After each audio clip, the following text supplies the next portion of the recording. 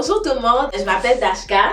Anissa. Donc aujourd'hui, on est là pour vous parler des raisons qui causent la casse de vos cheveux. Mais avant, n'oubliez pas de vous abonner, de commenter la vidéo et de partager et de like la vidéo aussi. Donc, comme Dashka disait, aujourd'hui, on parle des facteurs qui causent la casse des cheveux, donc qui peuvent vous arrêter dans vos objectifs capillaires. Donc, dans son livre Afro Book, etc., Esther Nessa nous parle de plusieurs raisons qui causent justement la casse des cheveux. Est-ce que tu veux nous en énumérer quelques-unes? Oui, en fait, qu'est-ce qui peut causer la casse des cheveux? C'est si vous n'avez pas une routine capillaire adaptée. Donc, exemple, si vous n'hydratez pas bien vos cheveux. Aussi, si les shampoings trop agressifs peuvent causer la casse. Si vous hydratez vos cheveux, mais vous ne scellez pas l'hydratation par la suite. Donc, ça peut faire que vos cheveux deviennent secs constamment. Donc, qui nous emmène à la casse de cheveux.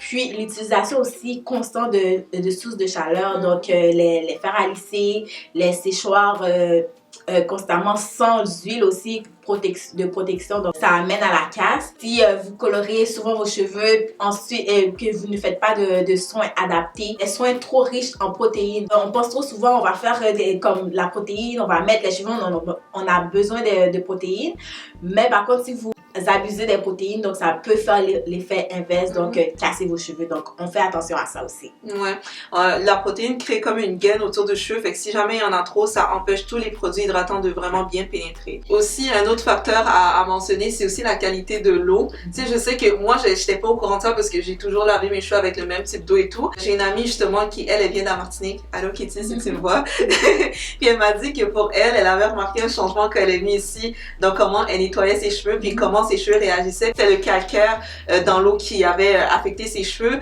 Puis il y a une des amies de ma soeur, allô Mélina, puis elle s'est acheté justement, tu sais, sur Amazon, des fois il y a des filtres pour douche qui sont disponibles pour ça. Fait que si jamais c'est peut-être un facteur qui pourrait affecter votre pousse, peut-être regardez ça rapidement.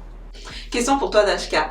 Parmi toutes les raisons, on va dire qu'on vient d'énumérer, c'est laquelle on va dire qui a causé le plus de troubles dans ta routine capillaire ou dans ton natural hair journey? En fait, j'en ai deux. Ok. Il y en a une que j'ai pas nommée tantôt, mais c'est toucher les cheveux. Moi, j'aime trop ça, toucher mes cheveux. Puis, parce que la manipulation, trop souvent des cheveux, cause la casse.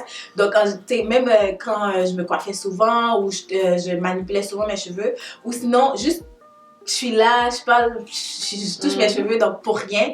Donc ça emmène à la casse. Et aussi, j'avais toujours l'habitude de lisser. Je lissais toujours mes cheveux, j'utilisais un séchoir. Donc ça m'a emmené à ma chute. Donc, littéral. Moi, j'en ai tellement plein. Premièrement, toucher les cheveux aussi. Chaleur aussi, j'ai eu mes days de heat damage, that was glorious, c'était vraiment nice. Parce que dans ma tête, j'avais pas compris que c'était du heat damage, je pensais que mes cheveux poussaient comme ça, puis je trouvais ça presque cool. Genre, tu sais, quand je disais, mais c'est peut-être comme, je sais pas. La texture change, non, mais c'est ça, dans ma tête, j'étais comme, c'est peut-être un ancêtre quelque part qui avait les cheveux lisses, ouais, I was clueless. What else? Donc, j'ai dit chaleur, toucher les cheveux, coloration. Je suis coupable quand j'ai bleach mes cheveux, mais comme elle a dit, c'est pas nécessairement la couleur ou le traitement qui est le problème, c'est le soin après. Donc j'ai dû faire quelques ajustements. J'ai eu des coiffures trop serrées, protéines, j'ai connu ça. J'ai fait toutes sortes de choses qu'il fallait pas à mes cheveux, fait que j'ai appris, comme on dit en anglais, the hard way, comment prendre soin de mes cheveux. Donc Anissa, t'as tout essayé en fait, tout ce qu'il faut pas faire. Exactement. Donc dites-nous comment t'as fait pour repérer que là, tes cheveux avaient un problème. Premièrement, si on parle de la catégorie heat damage, tu sais, le signe le plus flagrant, là, c'est vraiment mes racines étaient crépues, mais le reste de mes cheveux était droit. Fait que j'ai remarqué, surtout, tu sais, quand j'essayais de faire des tresses, ça se détressait tout le temps, ça voulait pas rester tressé, j'avais vraiment l'impression d'avoir mis une permanente dans mes cheveux, mais je savais que j'en avais pas mis. Fait que ça, c'était comment j'ai su pour le heat damage. Avec la couleur, je pense après 2 semaines, après avoir mis bleach mes cheveux, j'ai remarqué que mes cheveux étaient extrêmement secs, puis ça cassait, là, comme je voyais plein de petits bouts dans mes cheveux, puis dans le fond, comme faut savoir que tout ce qui est bleach permanente et autres, ça brise un peu la fibre capillaire du cheveu, fait que ça le rend beaucoup plus faible. Fait que j'ai dû réagir très rapidement, fait que tout de suite je suis allée avec ma vie, bien sûr, puis ça a réglé le problème, donc ça m'a aidé à retrouver cette balance, puis justement à donner un peu plus de force à mes cheveux. La protéine, oui. Donc moi j'étais genre vraiment, j'essayais tout ce qu'il y avait sur YouTube, donc dès qu'on me disait qu'il y avait un masque à faire, je le faisais. Fait que je me souviens un jour, j'avais fait un masque avec des œufs et des bananes. J'ai fait 2 erreurs cette journée-là. Fait que premièrement, je le faisais à chaque semaine, donc beaucoup trop de protéines. Fait que je mettais des œufs dans la mayonnaise, donc trop de protéines. Fait qu'après quelques semaines, il y avait des lacunes. Et deuxième erreur, les bananes en question, je les ai écrasées avec une fourchette. Si vous êtes abonné à notre chaîne, pas à notre chaîne, mais à notre Instagram, un jour pendant un des lives, j'avais raconté qu'en fait, cette histoire-là, puis dans le fond, ce que ça a fait, c'est que les morceaux de banane sont restés coincés dans mes cheveux et ont séché comme ça. Et ça a commencé à entourer. Donc mes cheveux se sont comme... Tu sais, j'avais comme des boules de cheveux parce que c'était entouré autour de morceaux de banane dans mes cheveux. Fait que ça, c'est le premier problème. Puis côté protéines, après quelques semaines, j'ai remarqué que comme mes cheveux, quand je les mouillais, il n'y avait rien qui pénétrait. Ils étaient extrêmement secs, extrêmement cassants. Fait que j'ai dû faire comme plusieurs comme mois sans protéines pour juste comme vraiment laisser le processus naturel justement défaire ça. Puis ouais, c'est ça. Je pense que c'est comme ça que j'avais remarqué. Je sais pas si toi, tu avais d'autres signes que tu avais remarqué. Si la couleur des cheveux, il change pour aucune raison apparente. Donc, si vous n'avez pas fait de teinture, vous n'avez rien mis de différent, puis là, votre couleur de cheveux, elle change. Donc là, ça peut être un signe qu'il y a quelque chose qui ne fonctionne pas. Puis, comme tu l'as dit, elles sont souvent secs, difficiles à coiffer. C'est des signes que vos cheveux ne sont pas bien hydratés, puis elles ne sont pas en santé dans le fond. Donc, elles cassent, puis... elles sont secs en fait. Donc. Puis je trouve ça intéressant que tu mentionnes le changement de couleur de cheveux parce que ça c'est quelque chose qu'on néglige souvent, surtout en été, on aime ça avoir nos cheveux dehors, mais les rayons du soleil peuvent actually avoir un effet sur les cheveux, puis moi mes cheveux ils sont extrêmement sensibles à ça, donc c'est quand même assez intéressant. Mais, puis aussi, il ne faut pas oublier, si les pointes elles sont très cassantes et très fouchues, donc là c'est un signe que les cheveux elles cassent, puis qu'il faudrait aussi couper les pointes. Donc ça on le fait environ une fois par saison.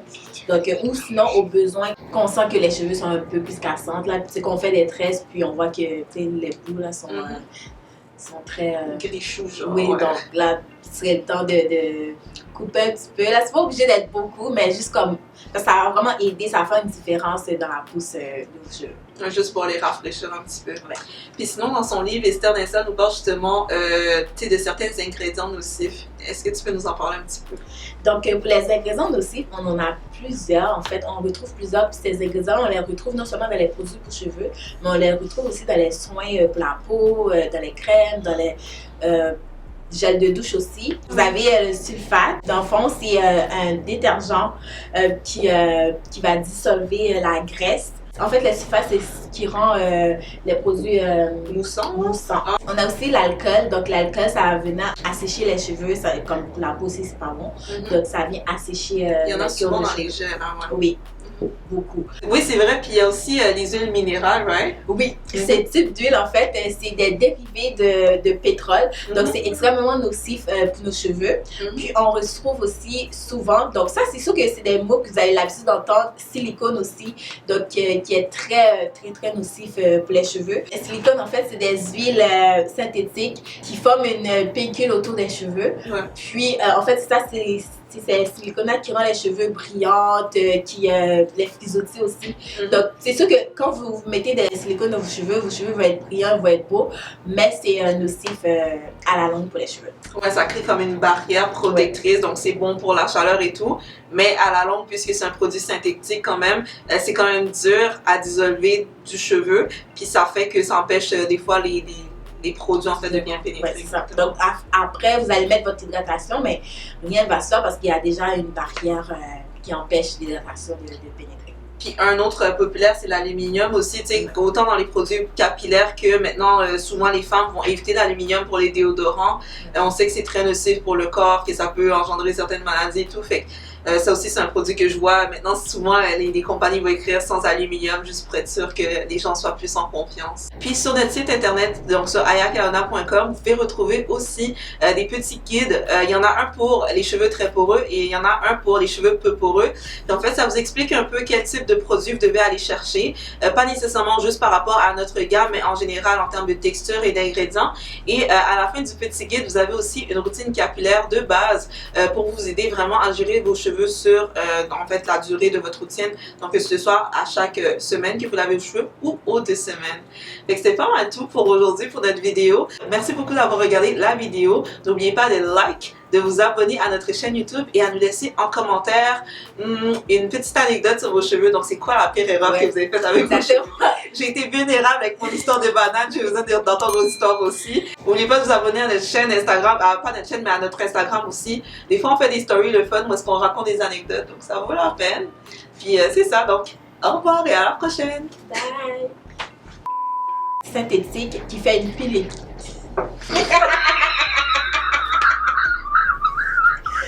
Il fallait se baisser, you. J'ai commencé, c'est comme... Moi, je suis là comme best. Elle se tourne pour regarder la... Ok. On commence avec la batterie dead sur nous. Ok.